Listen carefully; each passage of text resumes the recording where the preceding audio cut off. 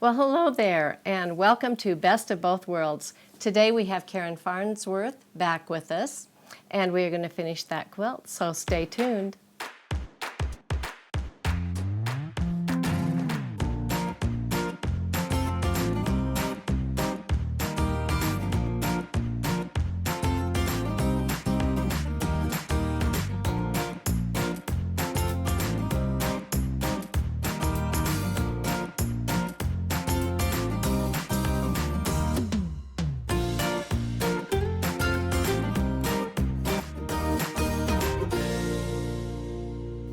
In the last episode, we were working on this beautiful 10-point fussy cut star, and we did a gorgeous, gorgeous pattern in the middle of that star. So now we're going to finish those wedges and do a little freehand. So let's get started. Karen, show us what you are going to do on those wedges. Okay, you can see we have these dark background sections, and I want to put a pretty basic background pattern in there. So I'm just going to use lines. I really love using lines in quilting. It's a good contrast to the other type of designs that we used in the rest of the quilt. And it will be easy to create these patterns because the fabric has lines. It's kind of a stripe fabric. So I am going to use draw line, which is the same thing as what we used to call point-to-point line. And click these points. I am starting right on the edge of my gold and brown because this is also going to act, this first line, as my stitch in the ditch. So I'm choosing a few points along there, coming down the boundary, and then following one of the stripes across.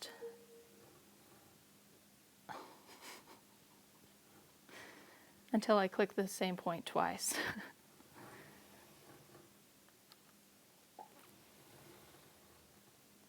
And then down along the boundary, and I'm just doing a random width, varying the width of these stripes, back and forth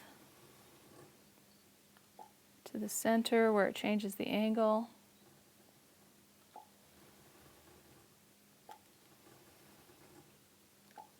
As I mentioned, I really love using lines in quilting because they give your eye a place to rest.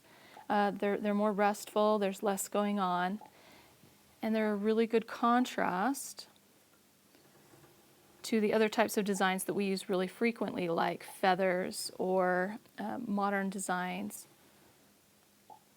And I just have to keep working back and forth across this space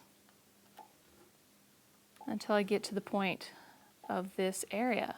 Now, one really nice thing is that we have 10 of these shapes on this quilt, and if I want to, when I'm finished with this first one, I can reuse this design and not have to click points again.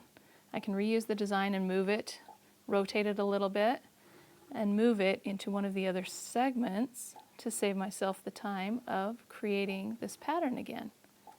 All right, I'm going to go one more line across here. Click a point as an end point, and then close my drawing. So I now have a pattern that I've created just out of lines. Okay, we're ready to stitch. Use that start quilting icon, pull up the thread. While it's stitching in the ditch, you can really go slow and make sure that it's right in the ditch. Yes, that's by maneuvering your fabric. That's great. Draw line, the default stitch speed is 2. We now have a speed of 0 to 20 instead of our old up to 100%. So that really slow speed of 2 means that I can really manipulate this fabric and keep it right there in the ditch. Which is, I still think, is the hardest thing we do, is stitching in the ditch. Even doing it manually, it's still, we can't ever really go fast, so. I would agree with that. Yep. Stitch in the ditch is one of the most difficult things And then you can turn it up from here. Yes. So we can just use our keypad buttons and speed it up because I don't need to go slow anymore. Awesome. I might, of course, still watch it as it comes to the gold to make sure it stays in the ditch. That's one thing I found with Statler users and computerized users is they really watch their machines, tend their machines. You know? We really do. And that's a good we don't idea. push the button and leave. You Yeah. know, some people think we do, I know. but there's more to it than that. Yeah. You said this was a random, you know, you didn't care if they were a 1/4 inch, 1/2 inch, or you just sort of made them random.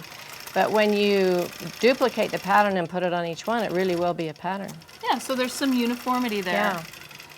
But I didn't have to worry about keeping my spacing on each design Mm-hmm. at exactly an inch or anything like that. I don't know if the viewers can see this fabric, but it does have lines going across in it. So if you can't see it, just know that there were lines there that she could follow that were pretty easy to see. Very nice. So now, because there are more than one ways, there's always more than one way to do anything with our machines. Mm-hmm. Maybe we should try this free motion. Okay. All right. Let's do one over here, and I'll show them how I would do that. It's not going to match your others because they're not going to be exactly the same width apart, but they'll Which be is straight another lines. good reason for it to just be random. Yes. Random widths. Yes. So if you want to put me in regulated. I do have the extended base on, just right here, so you can see that, which we need when we are going to use our tools. And I'm just going to start right here on this line. And it is in, I'm hoping, 14 stitches to the inch. Let's do 14 stitches to the inch. That's easily done. Awesome. Okay, so I have my ruler right next to 1/4 inch away from that seam, and I am coming down, stitching in the ditch, and I'm doing it slowly so I can be right in the ditch. We'll change our angle here like this. And the other thing I want you to notice is that I have, I've used my hand on the ruler and try to keep my hand flat. I don't like to hang on to anything, and you know, I have a little arthritis, and so I don't want to have my hands hurt when I'm finished. Now I'm going to do this one again long and straight, and I can go quite a bit faster, and then I'm going to change the angle and make sure I'm right with that fabric like that, and then I will just stitch along that line. We'll come down about 1/2 inch on this one, and over, and we'll just do 1/4 inch on this one because we haven't done one that's very close. So, and across, we'll come down again about 1/2 inch there. And you can see my right hand is just propelling the machine. It's not holding on like that at all, just propelling the machine. So it just pushes it while my left hand does all the work. And not having to mark, Karen, because if I did this on something else, I would want to know the increments, you know, that I'm coming down. I also have the option, of course, is right on my ruler, I do have the marks. So I could use those as well.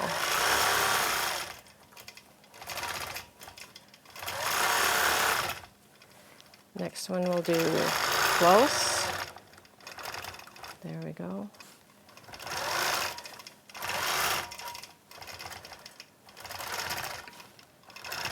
And the last one, which I can almost do freehand. Ha! Look at that. Very good. All right. So you can do it computerized. You can do it freehand. We're having so much fun. Now we have only 2 areas left, and one of them is this odd-shaped area. What did you think you were going to do in there? Well, I think because it is such an odd shape that our best bet is to use freehand to fill that area. But if we use record in CreativeStudio 7, we can take that stitching and then just duplicate it in the other 3 corners. Okay. Just so the viewers know, I actually have quilts that have different motifs on the bottom than the top because I was too lazy and tired to try and roll and see what I did. But this record, I have not done this, you know, very much at all, so I'm excited. Okay, Karen, the first thing I want to do is just give myself a little bit of some reference lines here, and I'm just doing that arc that you were doing earlier, okay? Just kind of drawing it on there. It's just a teardrop, sort of a leaf shape, because it does come to a point like that, and then I will come in here, this, and we are going to push record, right? Since we're going to record it, yep. Okay. Record and then start. Okay, so push record here. Now record is on. We'll see how this feels. And so we're going to come over here like this, and back down here like this. Nice shape. Now I'm coming up with just a little bit of a curve, and going to come into this with another teardrop, and then a teardrop inside of it. Going to come on the top of that with a fern shape, which is those kind of a figure S. It's sort of an S shape, is what I think of it. And I'm on purpose kind of keeping these spaced out a little bit, so I'm not, because a lot of times I'll actually cross over and stuff. I love doing ferns. But this is a conservative fern, okay? We're happy for this customer, and she's a little bit more conservative. Well, I appreciate that the density matches the density of the rest of the quilt. So Thank that's you. Nice. Okay, awesome. All right. Oh, we like that. That's sort of the middle of one of my feathers too. Now I'm going to come over here with a teardrop shape. Come over here, and normally I would, I'll turn the machine off for just a second. Normally I would trace back on that, but instead of doing that, oh, I got to record again. Okay. I'm going to echo it and then do my next feather. So I'm coming around, echo over to where I want to be, and then do the next feather. And that might be bothering some of you because you're like, whoa, you got to echo every other one. But don't let it bother you, because we'll be back. I'm sure you have a plan. Yes, we have a plan. It's always good to have a plan. Here we go, over there, like that. Okay, now I'm going to come back and echo them all one more time, like this. And no one will ever know if there's one or two echoes, because it just looks echoed, and it's just beautiful. So we'll come out again with our teardrop shape, back, and we'll echo, and then another feather out. And that thread is just beautiful. I just love the way it looks. Thank you. This is the Superior's Magnifico thread. So it's like an embroidery thread. It's very strong, but it has that sheen to it. So pretty. Yeah, it really complements the quilt. It's beautiful. Awesome. And again, we're coming back with our echoes. So now we sort of have that medallion in there, which I think goes well with the fabric choice, don't you? Oh yeah, I like that the shapes are repeated. Yes. Now I'm going to take my ruler and just kind of make a straight line up here. I don't have to, I'm not in the ditch. I am right near the ditch. Near the ditch, yes, near the ditch. And I'm going to bring these back with kind of open ferns. And I will stay in that shape as much as possible. People love to see that repetitive shape. You probably noticed that it adds that texture in there, and just trying to keep the spacing all about the same. One thing that I have learned with the ferns, let's see, I don't have a lot of room to get back in there, so one thing I've learned with the ferns is that you can actually just take off, and I call it a forked fern, to fill in the extra space. And now I'm going to come over here, I'm going to grab my ruler, go up this line right here, just barely on the outside, just to kind of give me a better straight line, and then come back with my ferns. And I can't wait to see how you're going to take this recorded pattern now and put it in the other corners. And you'll have all the corners the same. Well, yes, you've already done the hard work, putting that free motion in there. And I just love how with the free motion we have the ability to adapt to the shape. And yes. You're so skilled at that. Yes. It's just really fun to watch you, Linda. Well, thank you. Thank you. It is more fun to do, actually. And I have seen your freehand, so I know you can do this. I guess I just need to do it more. It's just practice, and I think when you get used to having all those patterns and doing that on the computer, that you just sort of fall back on that, you know, where I fall back on the freehand. And so many do because that's all they do. I'm in 14 stitches to the inch, by the way. I always have people ask me how many stitches to the And inch. we I'm did doing. take the belts off. And the belts are off. And we are recording with belts off. I get that question all the time. Okay, so, and here I'm just going to come back, and let's see, I can just echo again there if I need to. And I'm right back where I started. Oh, I just love it. Let's see what happened on the screen. Beautiful. So I have come to the screen here, and I can see that I have 2 patterns that were recorded. If you remember while you were stitching out, Linda, you paused for a while, you stopped stitching, and so there were actually 2 designs made because you stopped regulated mode and then restarted. So I am going to bring these patterns to the screen, first of all, just by dragging them over, and combine them like they're supposed to be. Now a lot of times when you're recording, of course, it doesn't separate the patterns. It just did for us because, like I said, we paused in there. So I just need to bring this in here and maybe reduce the thickness of the lines just so that I can see. I know that the thick lines make it easier for the audience to see, but I need to be able to see my end points here for a minute. So I'm going to take it all the way down to hairline, and I'm going to turn on, here's another neat little trick, right click and go to options. I'm going to turn on my start and end text so that I can find my starts and ends. Because see, I couldn't figure out where I needed to connect things. And I can see now that I need to connect them here. So I like to work really close. I'm scrolling way in, and then I want to shift this. Got to go back out a little bit, shift it down here so it fits in that spot. Come way in here, and you might see there's a little bit of wiggle to this line. That's just because CreativeStudio 7 records very accurately. It's not going to stitch in a wiggle. I promise when it stitches it looks very nice. I'll even prove it because we are going to stitch this in the other 2 corners, or other 3 corners. All right, let me take this end point right here. Nodes mode is my best friend. Go to nodes, and I might want to take a section from here. Say I'm backtracking from this start point clear up here just because I know I want to make a clean break.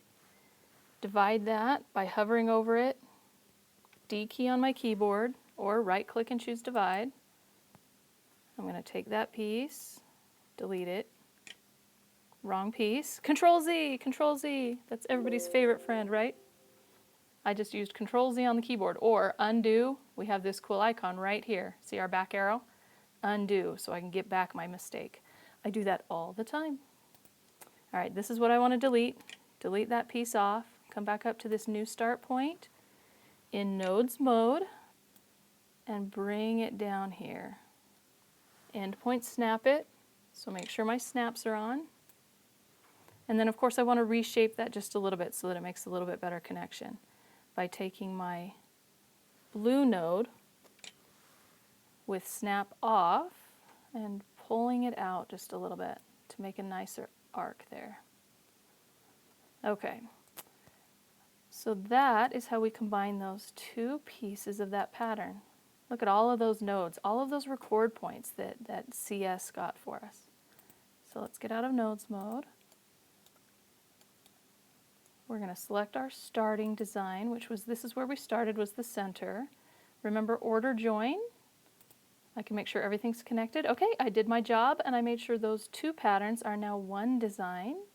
I'm going to combine it just like that. So now it's all one pattern when I highlight it. Now that was just the first step to make sure that my different segments were one design. And now when I go to my quilt, I'm probably going to have to reorient this pattern. It's going to have to rotate or be mirrored or flipped to fit a different corner. All right, on my quilt I want to draw this boundary. Click as many points as you need to get around.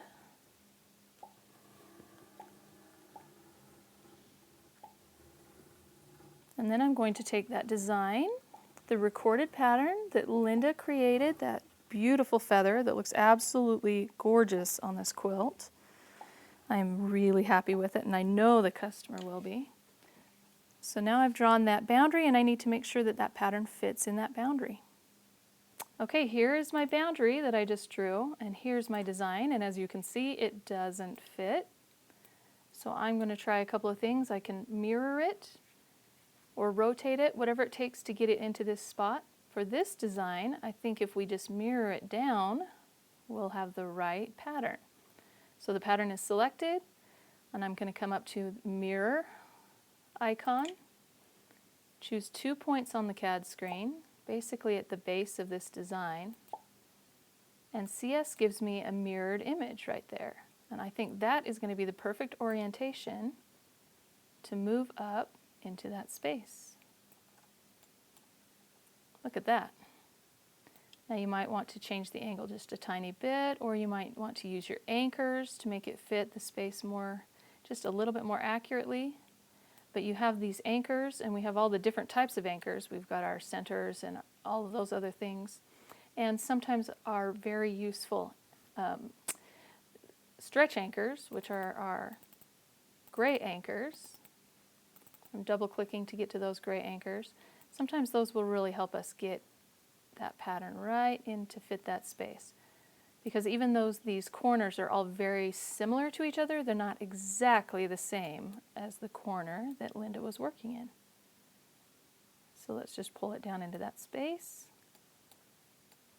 Now it looks like I need to move this over just a little bit so that it doesn't come out of that boundary.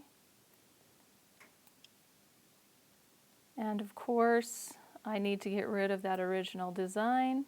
This guy right here isn't going to do me any good. I'm just going to delete that, or I'm going to toggle it as sewn. Either way would work. And I can spend forever finessing this, but what I want to do is just get it to a good place where I can stitch it and it fits inside of that boundary. Looks like I need to pull it up just a tiny bit. And when I'm happy with it, it's time to start quilting. There we go. It's going to start right where Linda started and stitch along.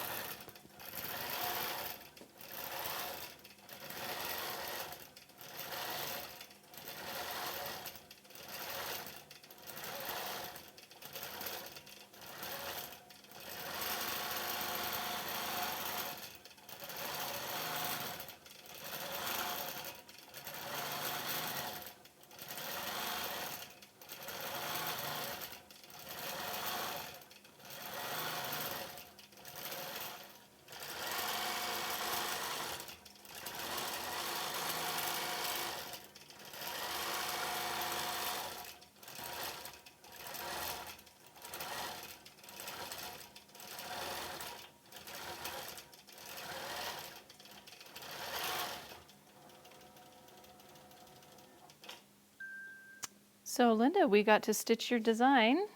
I just can't believe it. I'm so happy. And it's just beautiful.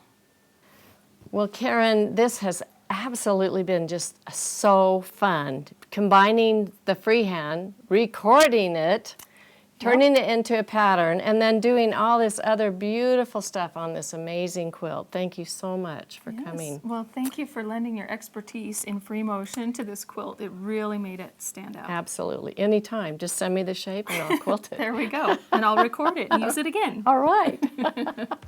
Well, thank you for joining us, and don't forget to watch our next episode of Best of Both Worlds. See you next time.